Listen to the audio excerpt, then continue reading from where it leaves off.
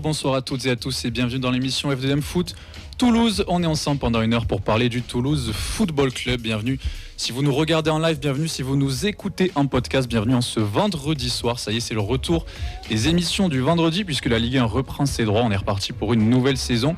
Bienvenue dans la 305e émission avec une composition de folie. Je vais essayer de bien la vendre. On commence dans les cages avec le gardien de la technique vidéo et des réseaux sociaux. Il est un peu triste parce qu'il s'est fait plaisir cet été avec le Tour de France et les JO. Là, il va devoir retourner se faire chier pendant 9 mois devant la Ligue 1, mais on l'aime quand même. C'est Vincent, comment ça va? Ça va super, et toi Camille, comment tu vas? J'essaye de faire au mieux. Ça se voit. Ouais. Camille de Wish, on t'appelle. Bah écoute, c'est bien déjà, non? J'ai pas perdu mes lancements, j'ai travaillé le bronzage en même temps. C'est vrai. On verra plus tard sur la recrue. Si t'as un accent anglais dégueulasse, t'es vraiment Camille. Je vais essayer de travailler ça. Mieux, ouais, essaye. En défense, il n'est pas à son placement habituel parce qu'il y a un autre Rémi qui a volé sa place. Il boude un peu, le pauvre. Il va falloir qu'il joue costaud pour montrer que c'est lui le meilleur Rémi de la feuille de match. Comment ça va, Rémi? J'ai peur que la prochaine fois ce soit le banc, donc je commence un petit peu à m'inquiéter. Mais bonsoir à tous. Ravi de revenir un vendredi soir sur Radio Occitania dans ces beaux locaux. Ça sent la Ligue 1. Ça sent la Ligue 1. Pour nous plaire ou nous déplaire. À tes côtés, au milieu de terrain, lui aussi, on lui a mis un autre président dans les pattes. C'était plus le seul président à cette table, le président des Andy Tolosa.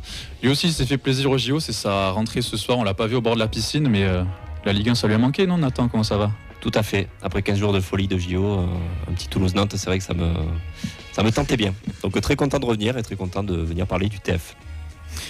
Et en attaque, on a une doublette improbable. C'est nos invités ce soir, donc qui vont se partager la table de gauche. Désolé Rémi. On a mis un autre Rémi elle est bien, à ta place. Elle est bien cette table. Rémi, donc supporter de Nantes, qui sera avec nous pour la preview. Comment tu vas? Ça va très bien, et vous? Bah écoute, merci d'être avec nous pour nous parler de ce premier match. Bah ouais, on va décortiquer. Alors Rémi, est-ce que tu peux nous donner ton nom de famille s'il te plaît? C'est le même que Panchi. Voilà. On prononce le X.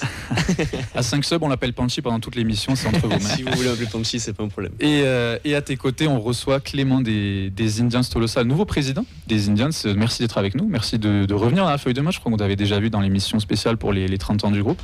Donc merci à toi. Bah avec plaisir. Et très attristé par la fin des JO aussi. Et il faut s'y remettre. On aura l'occasion de te poser plein de questions. Si vous en avez, commencé à les préparer, vous pourrez lui poser. Et il nous faut un coach pour encadrer tout ça. Un coach à la technique audio. J'ai envie de donner tous les rôles ce soir puisqu'elle fait tout. Elle participe à toutes les émissions. Elle nous ramène à boire, à manger. Elle fait aussi coursière pour aller chercher toutes les cartes d'abonnés. C'est Nadia, comment ça va? Merci pour la présentation. Ça va et vous? Bah écoute, ça va très bien. Okay. Ça va très très bien. Le programme de cette 305e émission, on va parler des actus du TFC, les actus d'Andy Tolosa avec Nathan. On fera le point sur le mercato puisqu'il y a une recrue qui vient juste d'être annoncée juste avant l'émission. On fera l'entretien avec Clément des Indians pour savoir ce qui se prépare pour cette saison et la présentation de cette première journée Toulouse-Nantes avec Rémi. Est-ce qu'il y a des gens qui nous regardent, Vincent, qui ont commencé à se connecter? Eh oui, on a Chocolatine 31 000, on a Kamanzi le Crack qui vient de se rebaptiser officiellement Mackenzie le Crack, on le salue. On a Fumo, on a Lucas, on a l'ami Henri, on a Sébastien, on a Kelaf 31, voilà, on salue tout le monde.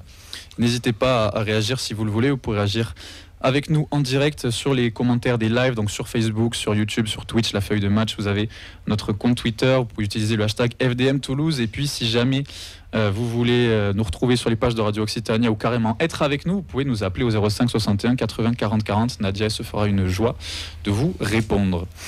C'est parti pour cette 305e émission. Est-ce qu'on est la meilleure tribune du championnat? Mais oui, je veux dire qu'on est la meilleure tribune du championnat. Et la plus grosse news, la première, c'est la Ligue MPP, Vincent. Et oui, la Ligue MPP est ouverte, s'appelle la Damien Como League. Elle a été créée conjointement avec combien de places, mon petit F, Pichoun? Il y a Tolosa, le code, on va vous le mettre en lien. Vous pouvez encore la rejoindre, même en cours de saison. Il reste 45 minutes pour ne pas louper le premier match et essayer de marquer le plus de points. On verra avec les différents médias ce que chacun pourra offrir. On essaiera de faire des petits cadeaux pour les meilleurs pronostiqueurs, sachant que c'est Mehdi qui avait gagné la dernière fois. C'est vrai. Il remet son titre en jeu.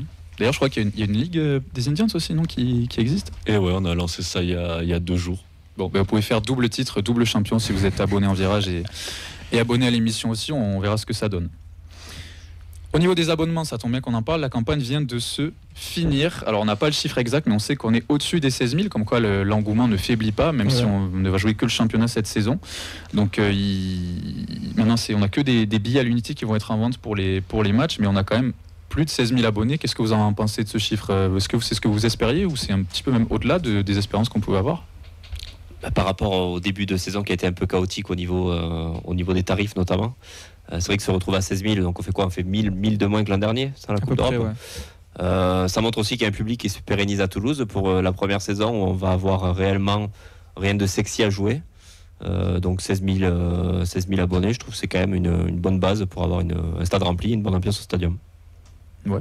Clément, tu sais ce que ça donne toi au niveau des abonnés Indians? On en est où là actuel? Là actuellement, je crois on est entre 2700 et 3000 abonnés. Et nous on réfléchit plus en termes d'adhérents, on est autour de 3150. Donc en gros on est sur même des meilleures bases que l'année dernière. Faut savoir, on a perdu à peu près 500 personnes qui étaient abonnées l'an dernier, qui n'ont pas renouvelé, donc ça fait quand même un turnover important en virage. Mais bon, si les gens sont pas motivés pour venir, je préfère que ce soit d'autres personnes qui prennent leur place, donc c'est même plutôt positif. Et sinon, 16 000 abonnés, je pense qu'on est tous agréablement surpris que ce soit maintenu à peu près au même niveau sans Coupe d'Europe. Donc maintenant, il faut pérenniser la chose dans le futur, mais c'est super positif. Ouais. Bon, on sort d'une saison, quoi? C'était 23 000 de moyenne? C'est ça, à peu près. Ouais. Si on peut repartir sur les mêmes bases, franchement, j'espère que le stadium suivra et qu'on aura des meilleurs résultats à domicile. On a des news sur le calendrier de la Ligue 1 aussi, Vincent. Et oui, sur les premières journées, on jouera 3 fois sur 4 le dimanche à 17h sur DAZN. Ce sera gratuit pour ce dimanche contre Nantes. On jouera ensuite Nice le dimanche 25 août pour la première au Danube. Ensuite, ce sera Marseille, ce sera le samedi 31 août à 21h et le Havre après la trêve le dimanche 15 septembre à 17h au Stadium.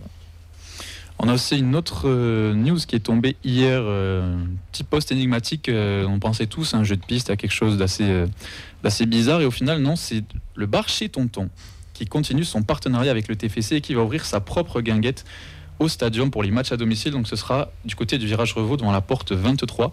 Elle ouvrira en avant-match et à la mi-temps pour que vous puissiez vous désaltérer. On sait que beaucoup de supporters pleurent la disparition de la bodega pour tout le monde, pour aller chercher à boire et à manger, mais surtout à boire. Mais donc voilà, c'est un partenariat qui existe depuis assez longtemps quand même. On sait que le club entretient des bonnes relations avec chez Tonton. Là, ça va se manifester au stadium avec la présence d'un lieu pour les supporters. À noter qu'on parlait de la bodega, avant le match elle sera fermée, mais après les matchs elle sera toujours accessible. Donc ça va coexister un petit peu. Là on aura avant match mi-temps la guinguette chez Tonton, après match la bodega qui sera toujours là. Sachant que le Caporal c'est aussi chez Tonton, donc au final ils sont 100% gagnants de l'histoire. Après, est-ce qu'on a parlé avec Nathan en avant-émission, est-ce qu'avec le Passe Forza Viola, est-ce qu'on aura Happy Hour à la guinguette de chez Tonton?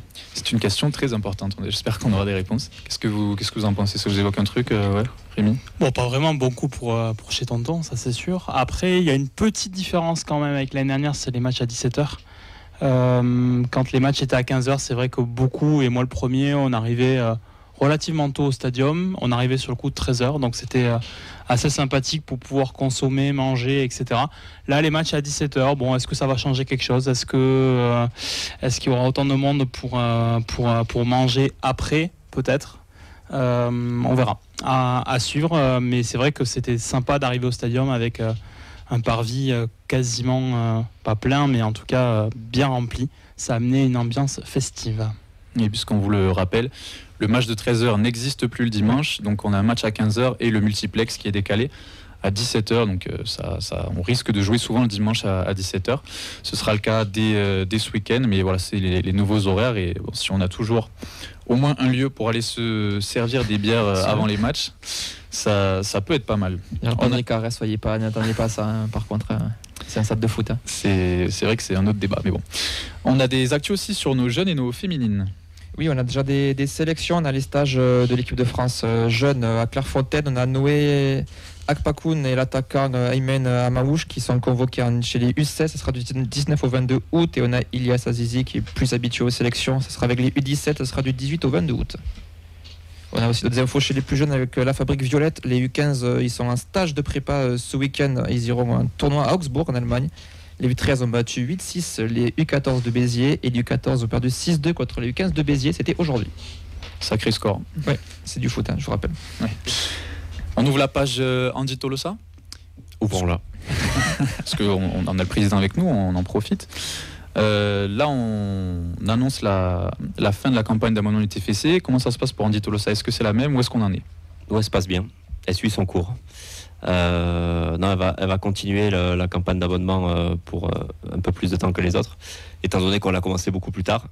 Donc là, par exemple, j'ai eu 2 demandes là d'abonnement qui se sont fait la semaine dernière. Donc le temps de régler tout ça avec la billetterie, qui était un peu sous l'eau. Voilà, ils m'ont dit qu'ils avaient un petit peu de travail, donc ça va continuer un peu plus longtemps que les autres. Mais là, en ce moment, on est à 18 abonnés. 18 abonnés, donc pour les personnes en fauteuil roulant, comme je le rappelle, qui est quand même la première fois dans l'histoire du TFC que ça existe, de pouvoir s'abonner en fauteuil roulant. Voilà, et on a 2 abonnés qui devraient arriver, donc on va tourner autour de 20 abonnés sur 26 places. Voilà, donc c'est combien le potentiel? Sacré taux de remplissage. Alors normalement c'est 32 places, mais je ne sais pas pourquoi ils n'en ouvrent pas 6 au public. Et après, on y viendra après, il y aura d'autres places qui seront disponibles dans le stadium dans la saison. Mais voilà, sur 26 places commercialisées, il y en a 20 qui seront pour des abonnés. Et c'est quand même très très bien, puisque c'est de manière générale les gens qu'on voyait le plus souvent au stadium. On payait le double du tarif, donc on est bien content d'avoir un tarif abonné. Et puis ça crée une communauté aussi, hein, c'est-à-dire ça crée un groupe, c'est beaucoup plus facile pour échanger, pour faire remonter des choses au club. Donc voilà, très content que ça se passe bien pour le moment.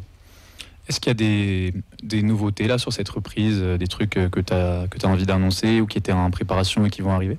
Ouais, alors en termes de nouveautés, déjà il y a l'accès au parking qui est différent. Donc avant on se garait sur le parking A, sous le pont Pierre de Coubertin, juste à côté du stadium.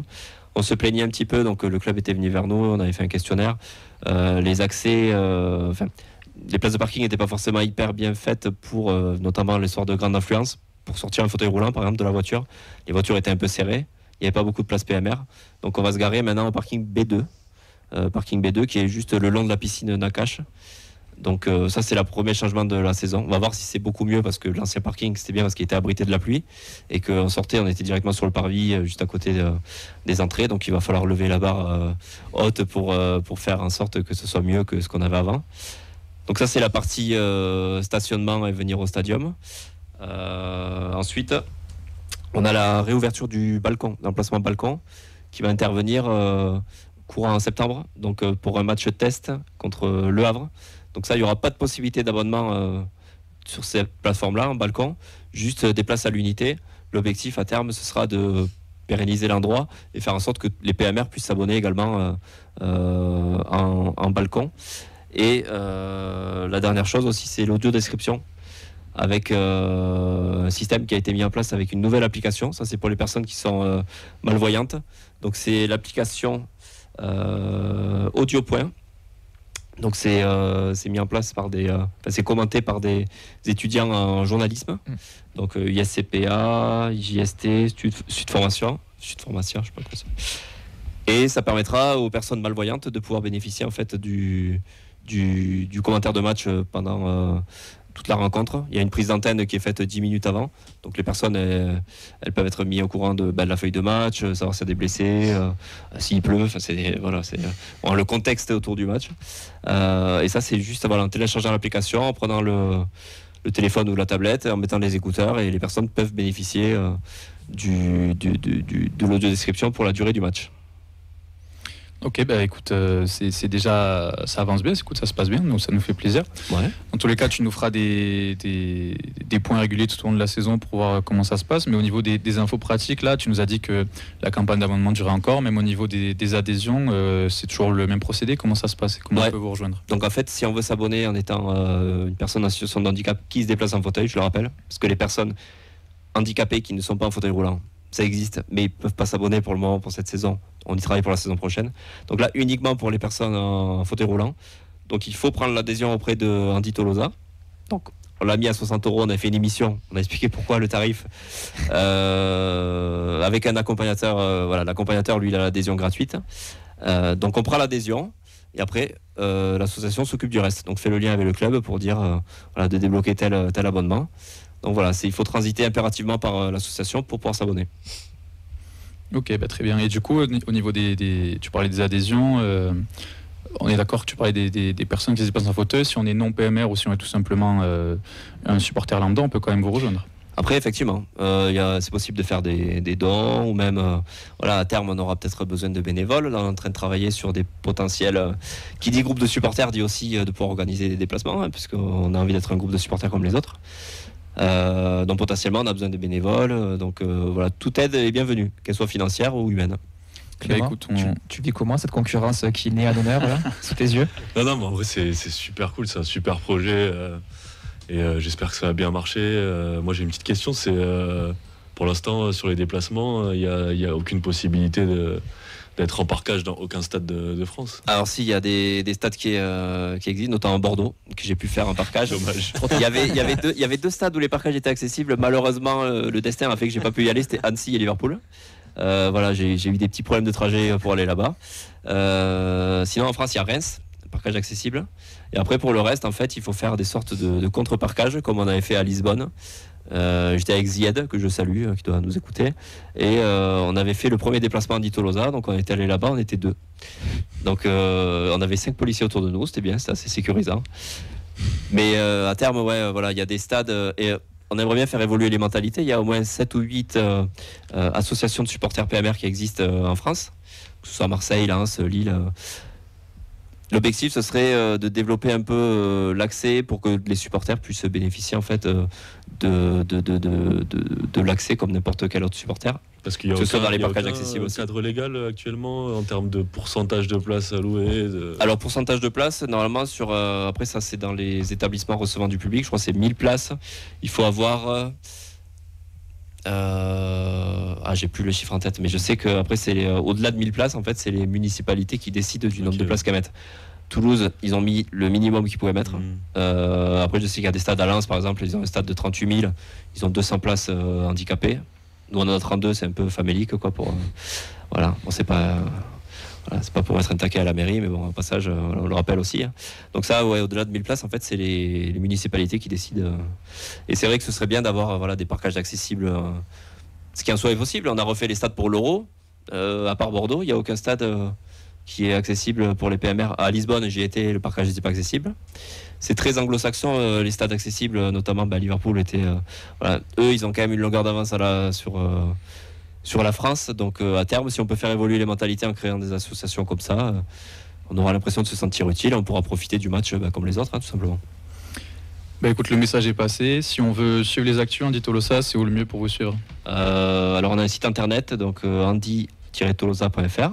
On a également Twitter, X, Facebook et un Instagram, où on partage des infos sur la vie de Andy Tolosa. Merci cher président. N'hésitez pas à revenir quand vous voulez, vous êtes ici chez vous. Je vous le redis encore une fois. Et nous on va passer au point mercato. Financièrement, on a clairement boxé au-dessus de notre catégorie. Je vais vous rendre plus riche que les PDG les plus importants de tous les États-Unis. Moi qui suis dans la finance, 30% c'est impossible. Allez, on va commencer avec quelques petites news mercato. D'abord, un ancien Toulousain, le capitaine, puisque Bibiche Jagereux vient de signer à Courtrai en Belgique. Il revient dans son club formateur. Il est resté qu'un an aux États-Unis au final. Il n'y a pas eu de rumeur comme quoi il allait revenir. Je suis un peu déçu. On a notre pitchoul, on en avait parlé mardi, maintenant c'est officiel. Noah Lamadi est prêté à National au Paris Atlético 13. Ça sera pendant un an, si je dis pas de bêtises, c'est ça? Sans option d'achat. Sans option d'achat. Autre ancien pitchoun, Thomas Himmer, qui avait quitté le club, il s'engage libre au Paris FC à 23 ans. Il serait apparemment le troisième gardien du club de Ligue 2, donc on lui souhaite quand même d'avoir eu le temps de jeu, le pauvre. Mais c'est quand même bien qu'il ait pu rebondir assez vite. Et là, on va parler maintenant de la recrue. C'est tombé il y a quelques minutes. La signature du défenseur Mackenzie. Ça y est, il a signé au TEF, on en a parlé déjà sur les réseaux sociaux, les rumeurs qui ont tombé. Il y en avait même qui avaient réussi à suivre son vol quand il arrivait jusqu'à Blagnac. Il a signé, ça y est, un défenseur de plus dans l'effectif, défenseur plutôt central, axe gauche. Et il y en a eu une vidéo d'annonce qui vient de tomber juste avant l'émission. Vincent, je sais que tu l'as adoré. Ouais, c'est la veine du partenariat avec McDo, quoi, tout simplement. Après, on avait déjà la version vegan qui était le Kamanzi au TFC. Voilà. C'était juste pour me lancer sur cette vanne-là, tu peux reprendre le fil. On a évidemment une pensée émue pour Camille qui on ne pourrait pas l'appeler là pour qu'il nous dise son nom. Il va l'appeler Kamanzi maintenant. Il aura une excuse pour se tromper. Il a passé 1 an et demi à appeler Kamanzi Mackenzie. Maintenant on a les deux dans l'effectif. Mais il pourra pourra parler sans risque.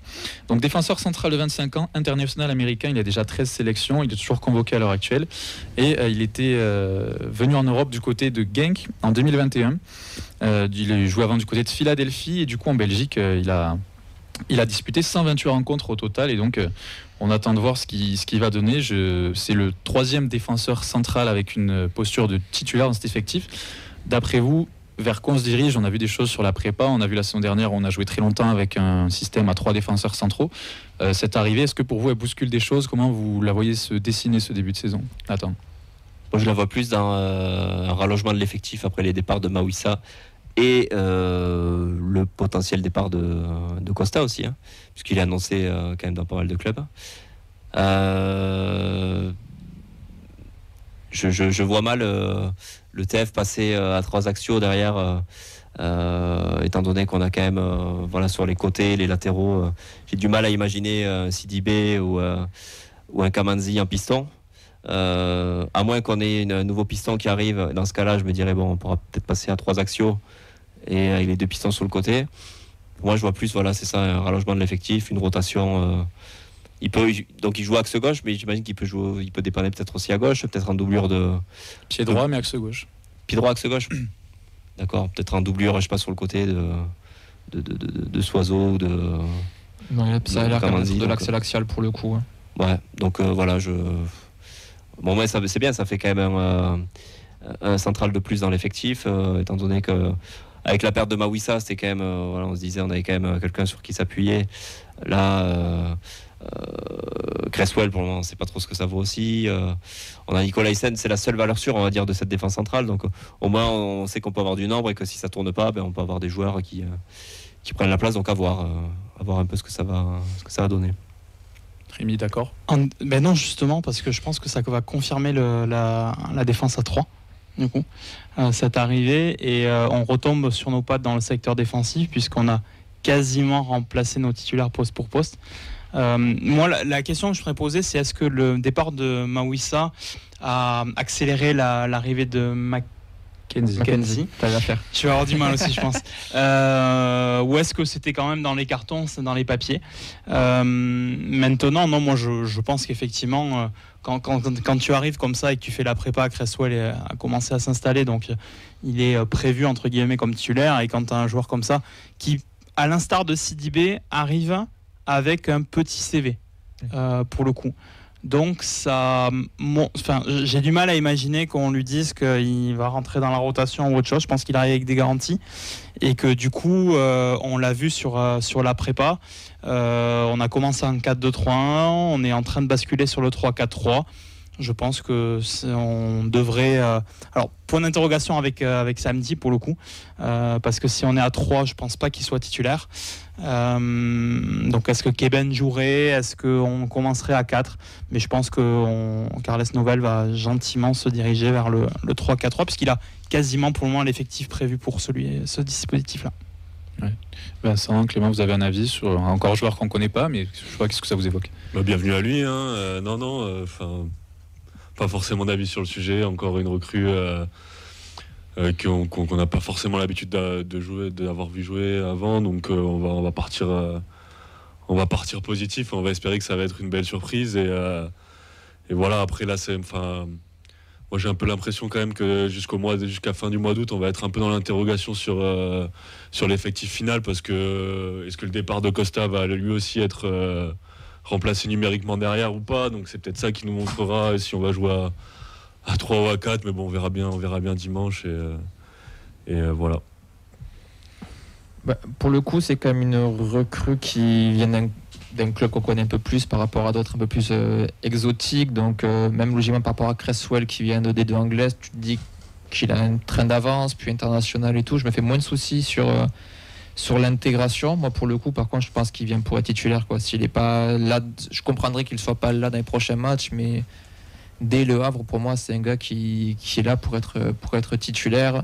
Si tu es à 2, c'est que c'est plutôt Cresswell qui démarre sur le banc. Sinon, je pense que les 3 démarrent avec Nicolaisen, pour le coup. Et je rejoins un peu le commentaire de Thomas sur YouTube, qui nous dit que pour lui, le grand perdant, ça pourrait être Soiseau-Donum, parce que si tu passes à 3 actions pour avoir Soiseau un peu plus haut et avoir Donum, qui pour lui est à sa place en piston. Ouais, on verra bien comment ça se goupille, mais là, dans tous les cas, on s'est posé des questions avec Sidibé. Là, on revient dans le schéma Data, joueur de 25 ans qui arrive sans qu'on le connaisse trop forcément, même s'il y a un peu plus d'expérience, comme ce que tu disais. Un peu plus de garantie peut-être quand même, effectivement, par rapport à ces 2 dernières saisons. Un joueur qui est sur une dynamique positive, qui a quand même connu les joutes européennes malgré tout. C'était pas le cas de ses prédécesseurs. Donc, Donum si, mais on va passer sur ce cas personnel. Mais bon, moi pour le coup, c'est une arrivée qui m'intéresse. J'ai un seul point d'interrogation, c'est que si elle est vraiment très bien, on a un problème dès l'année prochaine, puisqu'effectivement, tu ne l'as pas dit, mais il a signé pour 3 ans. Et que 3 ans, c'est vraiment la durée de contrat bâtarde. C'est-à-dire que dès la première année, tu dois commencer déjà à réfléchir à sa prolongation. Pour pas qu'il parte libre. C'est ça. Voilà, Coucou tout à Damien. fait. Puis une petite chose aussi, ça rajoute un joueur international de plus, donc ça veut dire que c'est aussi un joueur qui va faire des déplacements. Puis en plus on sait que les États-Unis, il y a de la route quoi.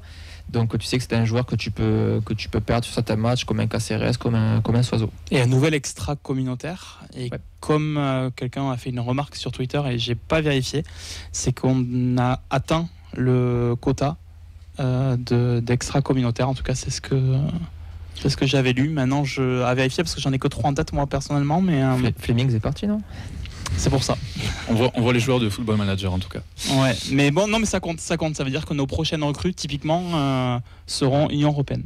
Juste pour finir, est-ce qu'on peut se mettre d'accord tous sur le fait que là, on est sur la fin du mercato, il risque d'y avoir des départs, mais il manque encore des arrivées. Milieu attaquant. Ouais, devant. C'est pas là, ça risque de pas être j'espère que ce sera pas la dernière recrue du mercato. Il manque déjà cet effectif. Plutôt offensif, c'est ce que ça ressort beaucoup sur les commentaires.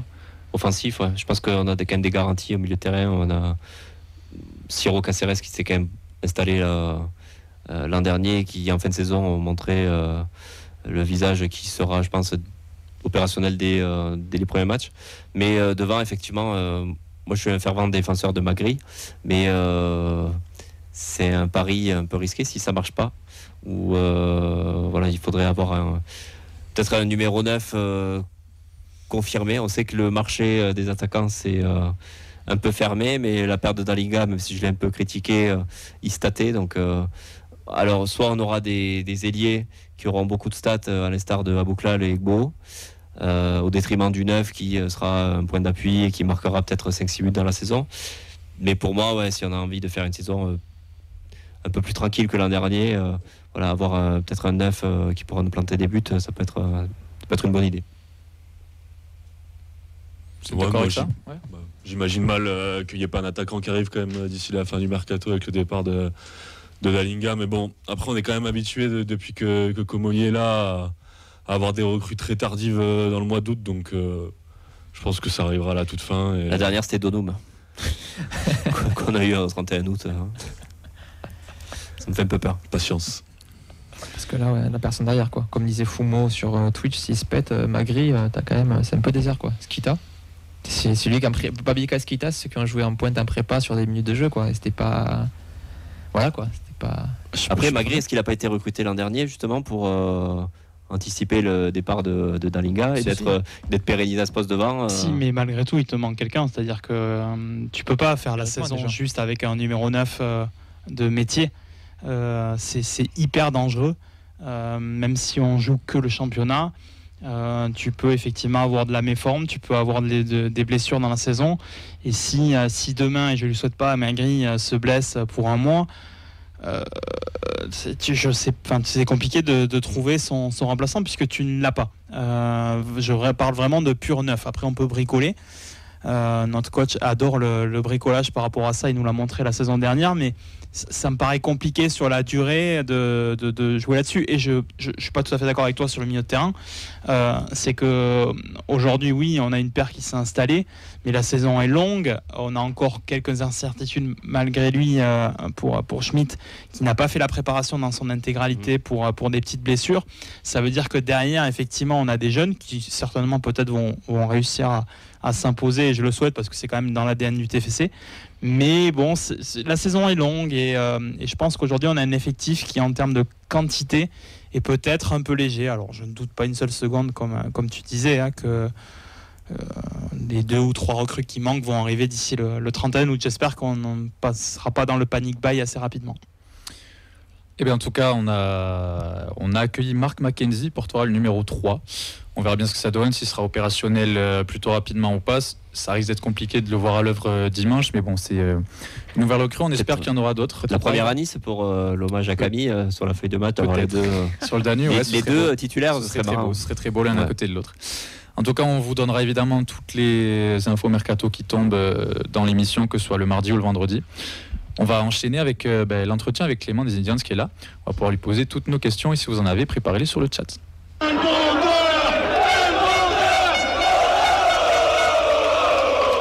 Elmander dans la surface. 2-0, le doublé du Suédois. Alors Clément, merci d'être là encore une fois. Avec plaisir. Comment ça s'est passé cet été là? Il y a eu beaucoup de... Parce que nous on est tous partis un petit peu en vacances autour de la table, mais j'ai l'impression que chez les Indians, il a fallu enchaîner aussi après une grosse saison qui était celle des 30 ans et celle qui arrive, qui est symboliquement celle des 31 ans aussi. Donc comment s'est passé cet été? Comment tu l'abordes cette nouvelle saison? Bon, on a pris une petite pause quand même parce que ça a été une saison, la saison dernière qui a été très très longue avec les 30 ans et l'Europe. Après, il a vite fallu se remettre au travail, une grosse campagne d'abonnement à gérer encore. Après, voilà, ça fait un gros mois qu'on s'est remis au travail pour préparer la reprise, pour préparer TFC Nantes plus récemment. Comment on l'aborde? On est très enthousiasmé par cette reprise. Parce que voilà, c'est un peu une saison où voilà, il n'y a pas, comme on disait tout à l'heure, d'Europe ou quoi. Mais c'est là où on va voir vraiment ce que le virage a dans le ventre dans une configuration comme ça et qu'il va falloir vraiment montrer que voilà, aujourd'hui ça a changé à Toulouse.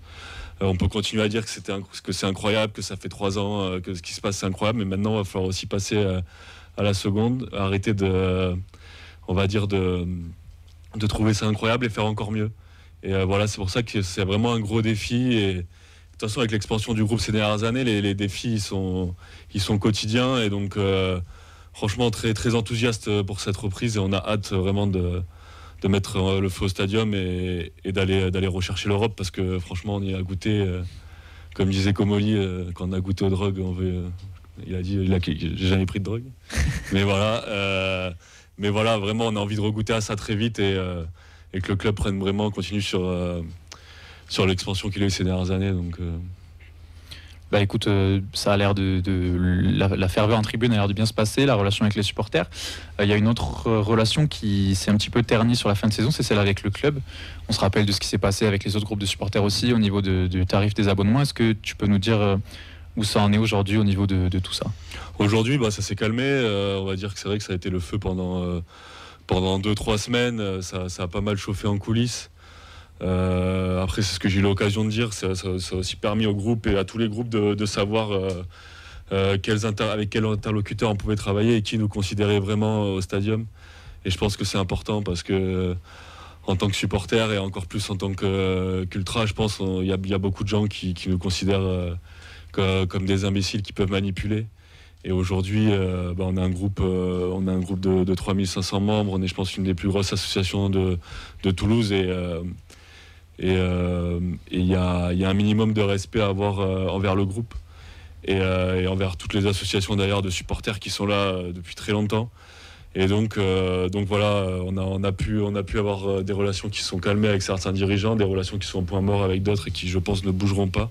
Mais on entame tout ça sereinement. Il n'y a plus de rancœur et voilà, ça s'est quand même bien terminé. On a pu avoir des tarifs d'abonnement qui ont été revus à la baisse. Et donc, ce qui montre aussi qu'il y avait des erreurs qui avaient été faites par le club. Voilà, maintenant, il faut savoir les assumer. Le président Comoli a pris ses responsabilités. À un moment, il fallait prendre ses responsabilités. Et aujourd'hui, on repart sur une nouvelle saison. Voilà, et on est chaud. Ouais. Tu nous as donné les chiffres tout à l'heure au niveau des abonnements, des adhésions. Est-ce que les adhésions sont toujours ouvertes et qu'est-ce qui pourrait pousser un nouveau supporter du Virage Brice à adhérer aux Indians Tolosa? Les adhésions sont toujours ouvertes, resteront ouvertes, je pense, quasiment toute l'année ou au moins jusqu'au mois de décembre.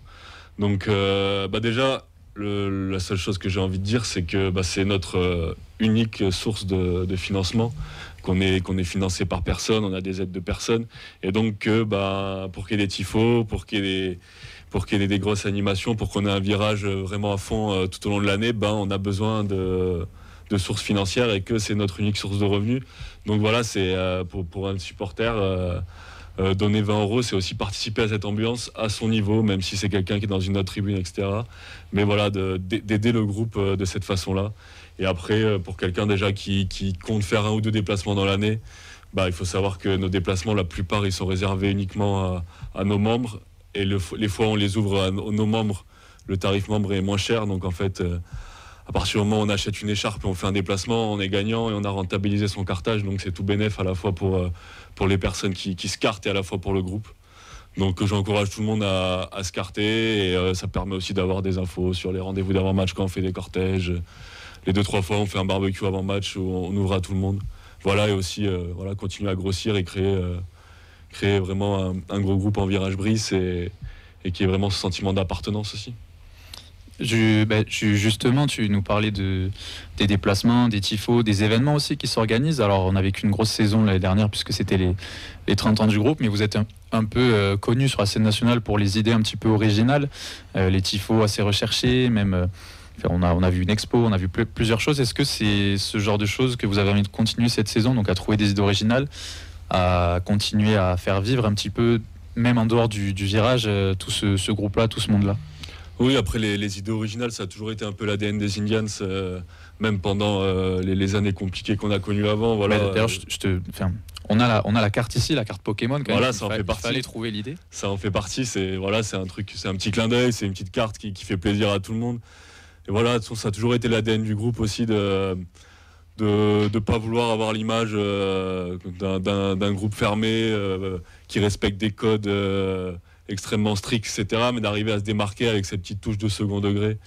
Et on continuera à le faire. On continuera à essayer de trouver des idées de tifo toujours plus surprenantes les unes que les autres. Et voilà, de toute façon, ça restera l'ADN du groupe. Donc il y aura des dingueries cette année encore. Je vais le mettre sur eBay, bougez pas. Je vais voir combien elle part.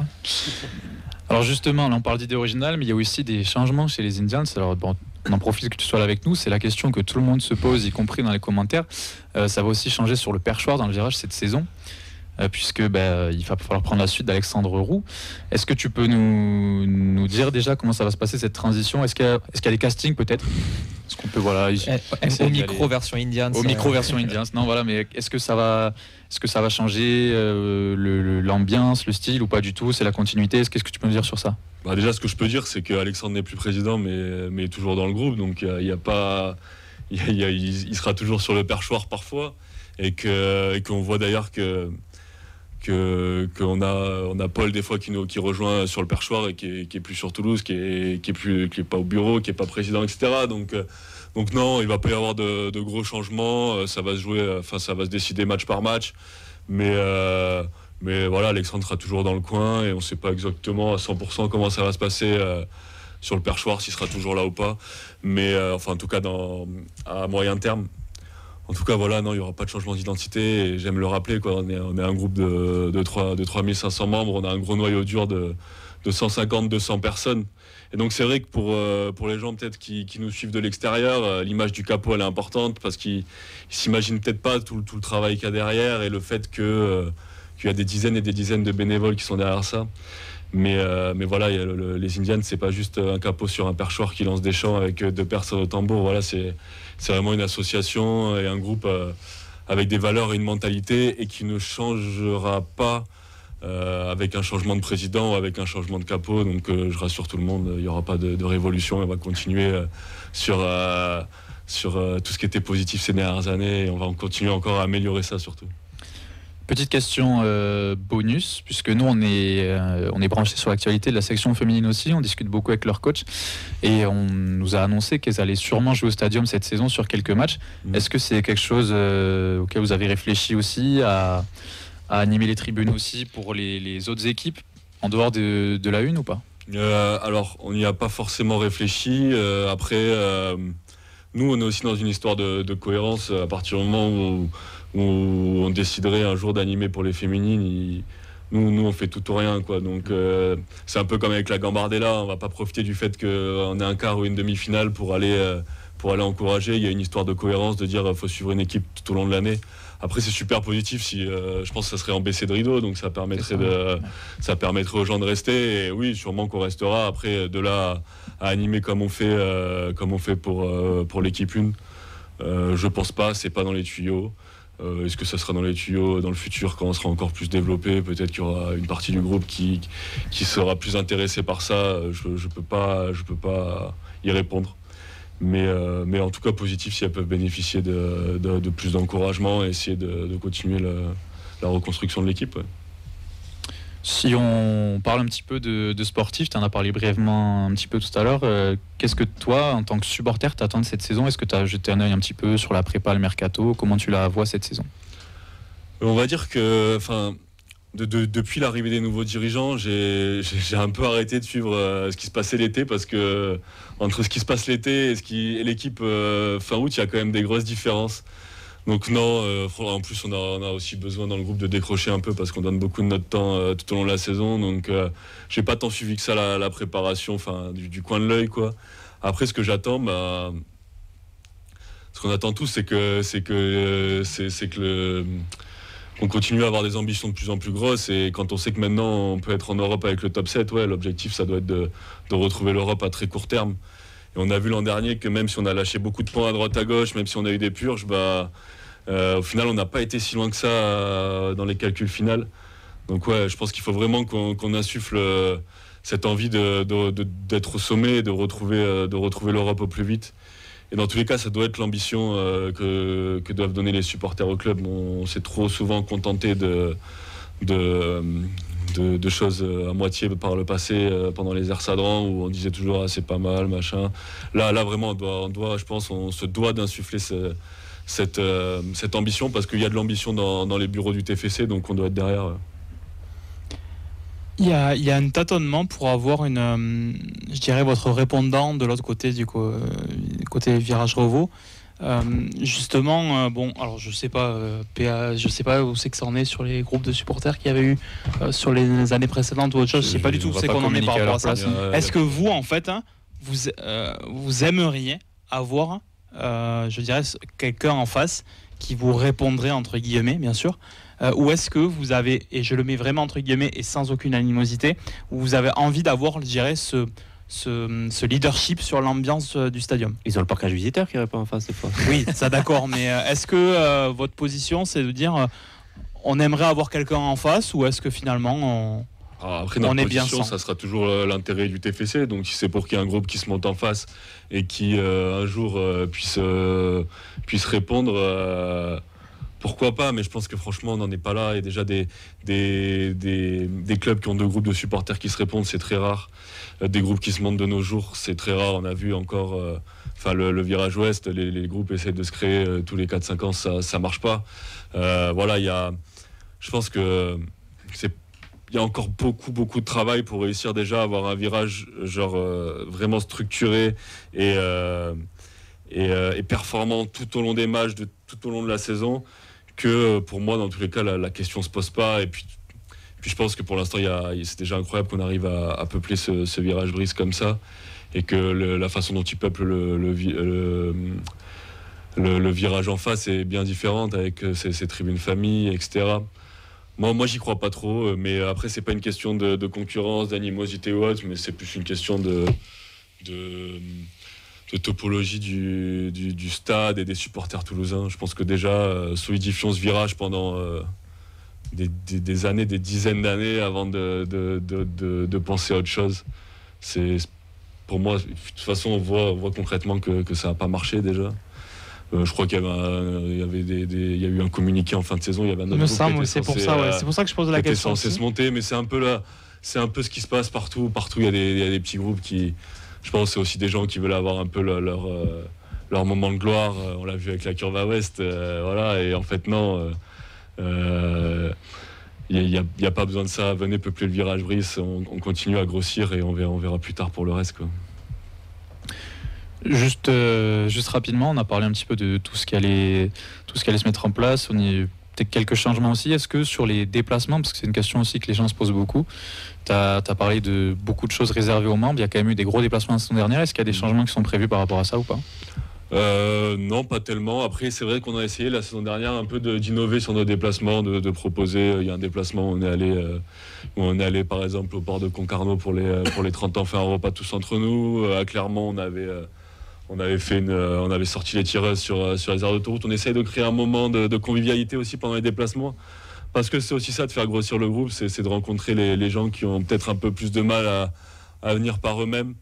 Et essayer de créer des moments de convivialité pour rencontrer tout le monde. Voilà, c'est bien beau d'avoir 3400 membres, mais le but quand même c'est d'avoir vraiment une communauté, quoi, et d'apprendre à rencontrer tout le monde, à faire grossir le noyau dur du groupe aussi, pour qu'on puisse avoir de plus en plus d'ambition. Sinon sur les déplacements, ouais, la philo c'est de les réserver à nos membres au maximum.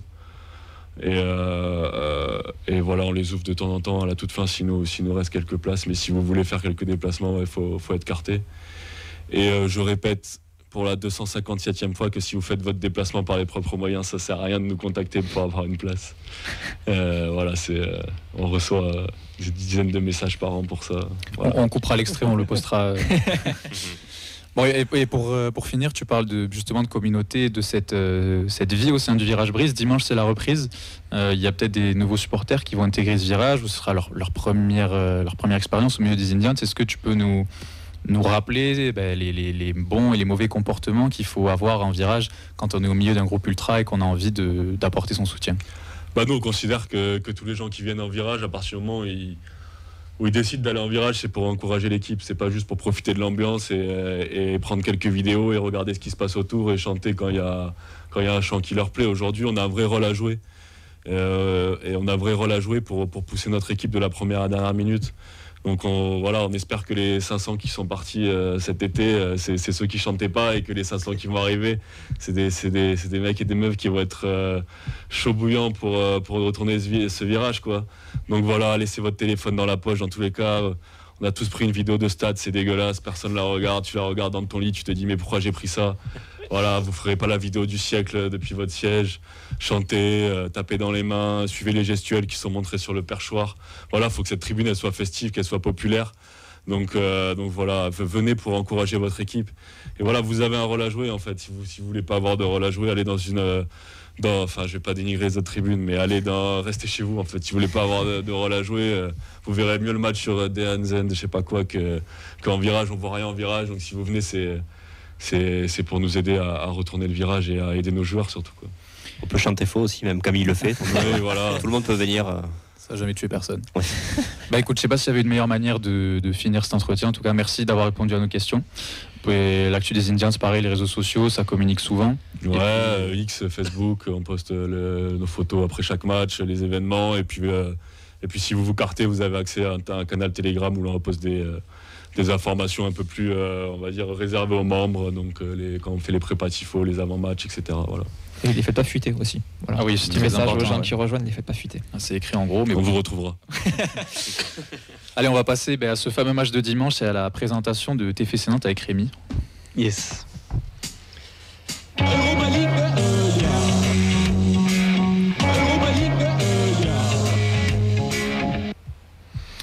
Allez, on est parti. Première journée de Ligue 1 ce dimanche à 17h. Toulouse, Nantes. Il reste encore des places à vendre. Pas très cher, je crois. C'est 19 €. Ouais, partie 19 €. Serait proche des 25 000 d'après combien de places un Virage Brise sur Twitter. Ça devrait être une belle affluence. Dans tous les cas, le match sera diffusé gratuitement sur DAZN. Bon, on vous encourage à venir au stade si vous le pouvez, mais on pourra aussi le voir gratuitement. Donc, évidemment, match contre Nantes, retour de Comboiré, etc., etc. On aura Jérémy Stina au sifflet et bonne nouvelle côté toulousain, on risque de démarrer. Alors, ce sera peut-être compliqué pour Mackenzie, mais avec une infirmerie vide, puisque Xavi Babika est revenu. Donc, on devrait avoir l'effectif complet pour démarrer cette saison. Mais il y a quand même quelques consignes à respecter puisqu'on nous parle d'un match à risque, Vincent. Ouais, comme d'habitude, la classique avec la préfecture, il y aura des drones, la fermeture du pont, impossible de porter un maillot nantais en centre-ville à quelques heures avant et après le match. Donc voilà, la classique, on continue, on ne change pas une équipe qui perd. Allez Rémi, c'est ton moment. Désolé, on t'a pas beaucoup entendu. On parlait de votre club, j'avais pas coupé la parole. Mais ouais. Donc, t'as eu le droit de mettre le maillot ici. C'est bon. Là j'ai le droit. La préf m'a rien dit. Je vais repartir avec. Supporter nantais, déjà, est-ce que tu peux te présenter ? Qui es-tu et depuis combien de temps tu suis le FC Nantes ? J'ai grandi dans le Lot. Je suis à Toulouse depuis une quinzaine d'années. Et je suis le FC Nantes depuis toujours. C'est une passion qui vient de mon daron. Donc, un vieux fan de Nantes qui, lui, a vu des très très belles époques. Et qui m'a transmis ça. On était 2 supporters nantais à la maison contre 2 supporters marseillais. C'était très bizarre comme famille. Je viendrai pas dîner chez toi. J'y vais pas non plus dîner. Et ma foi, Nantes a eu un parcours un peu différent de ce qu'il a connu historiquement. Et je suis resté très fidèle à ce club, comme vous êtes fidèle à vos couleurs violettes. La prépa du FC Nantes, est-ce que tu as suivi un peu ? Qu'est-ce qui s'est passé de votre côté ? J'ai suivi les résultats, mais l'équipe étant très loin de ce qui va finalement arriver fin août, comme vous, je pense. Et puis les prépas, tu as des matchs.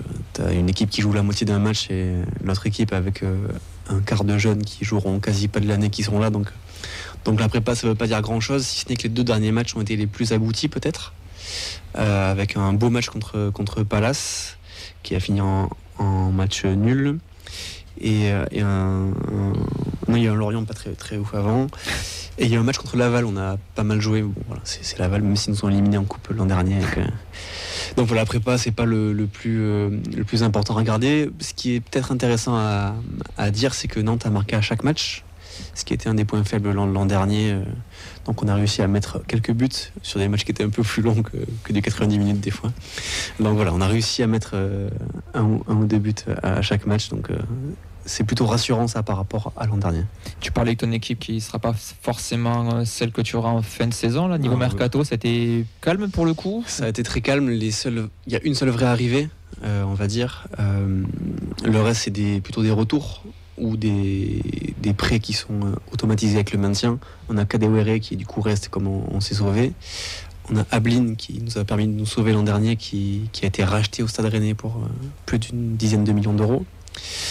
On a le retour de Santon qui avait été prêté suite à quelques problèmes.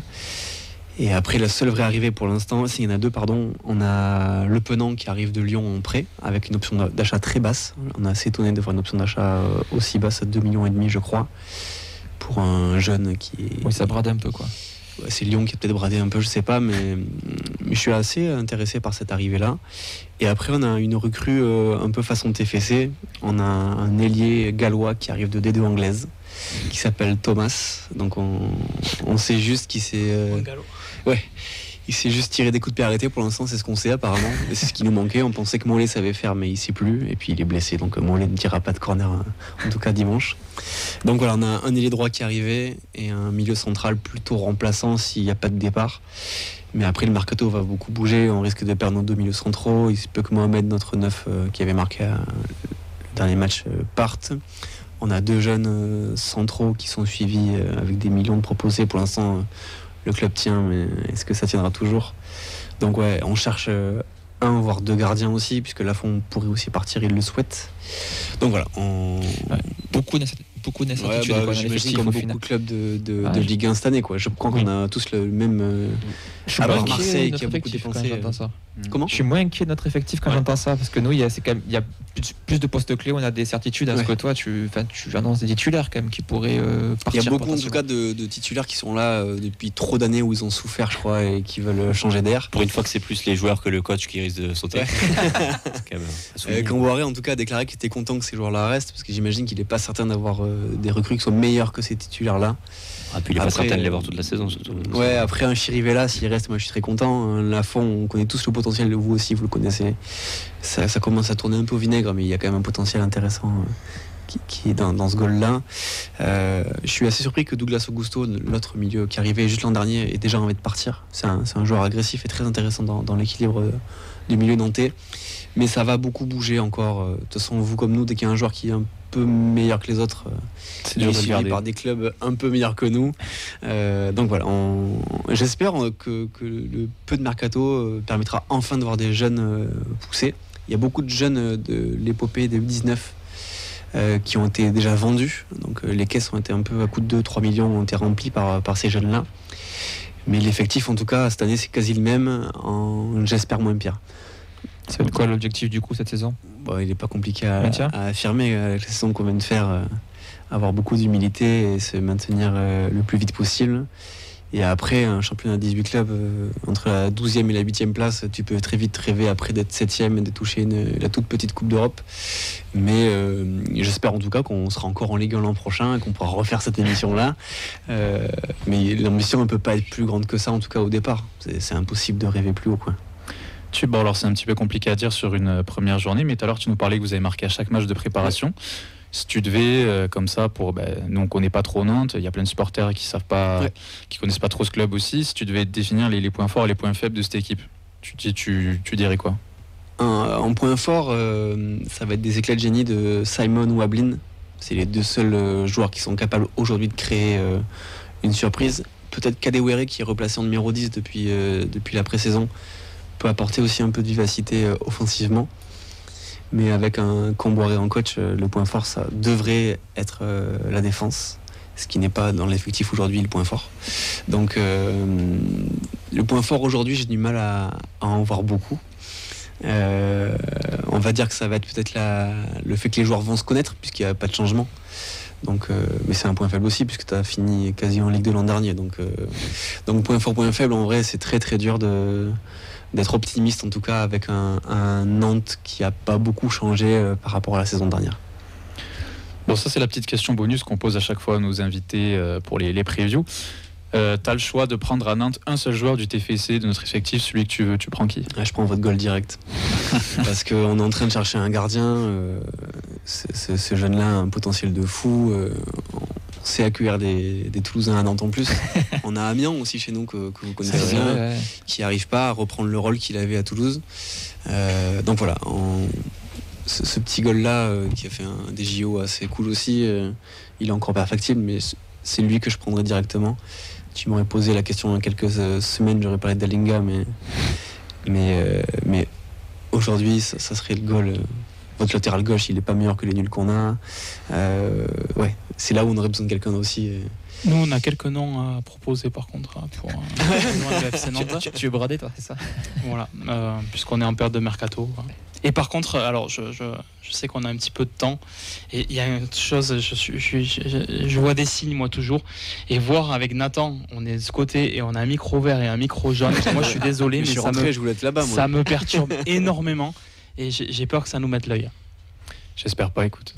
J'espère pas. C'est une belle intervention, ça de ma part. Je serai au stade dimanche. Je suis pas allé la saison dernière parce que je trouvais que les tensions entre Toulousain et Nantais grandissaient. Et moi, c'est deux clubs. Enfin, le club que je supporte, c'est le FC Nantes, mais je vis à Toulouse depuis 15 ans et je suis très fier de vivre dans une ville où le foot arrive de plus en plus et on voit de plus en plus quand on se balade dans Toulouse des gens en violet. Quand je suis arrivé il y a 15 ans, ça n'existait quasi pas, ça. Donc je suis très très content d'être dans une ville qui devient aussi une ville de foot de plus en plus. Et donc l'an dernier j'ai pas voulu aller au match, j'aurais dû y aller parce que Nantes avait gagné, mais cette année j'y serai, j'y vais avec mon cousin qui sera avec moi, qui lui est plutôt pour personne, plutôt pour Toulouse que pour Nantes, mais je serai là dimanche pour voir Nantes gagner. Et écoute, on verra bien ce qui se passe. On va passer au prono justement, on finira par toi Rémi. On va demander à toute l'équipe. Nadia en cabine, est-ce que tu as un prono pour dimanche? Moi j'ai mis 2-0. 2-0 pour nous. 2-0 pour le TF, pour ok, nous, très bien. Évidemment. Elle a dit pour Nantes, t'as entendu? Nathan? Compliqué. La dernière fois que tu es venu voir un Toulouse-Nantes, c'était pas un 5-1? Donc 5-1. Non, tu n'es pas venu, tu t'es déplacé. Comment t'as vécu cette journée-là? On en parlera après. On va partir sur 1-0, un but dans les arrêts de jeu, moi je prends. Notre Rémi à nous. Ah oui, on commence déjà par... il faut des points là. Je t'ai dit quoi avant le début de saison? Il faut l'Europe. J'ai décidé cette année sur les pronos d'être très positif et on va gagner 2-1. Grâce avec un but parce que d'habitude on disait les buts, un but de Franck Magri, comme ça du coup il va se lancer, et un but de Nicolaisen sur un coup de pied arrêté. Vincent? Moi je veux dire 2-0 pour Toulouse, et toi? Moi je sais pas, 0-0, comme ça on change pas. Ah ouais, non mais c'est parfait. Clément? Moi je pense beaucoup de buts dans ce match, victoire 4-2. Les équipes sont pas encore prêtes, un match qui va aller dans tous les sens. Et Rémi? 2-3. 2-3. Bah écoute, vous voyez tous des buts, j'espère que c'est vous qui avez raison. Ouais, il faut des buts. Ouais. En tous les cas, nous on va se laisser ici. Merci à tous de nous avoir suivis. On se retrouve dès mardi et puis on se verra dimanche peut-être au Stadium. Si vous voulez continuer de parler du TEF, il y a le Space Media Tolosa qui commence maintenant. On vous embrasse très fort. Ciao, ciao. Ciao, bonne soirée. Ciao. Bonne soirée.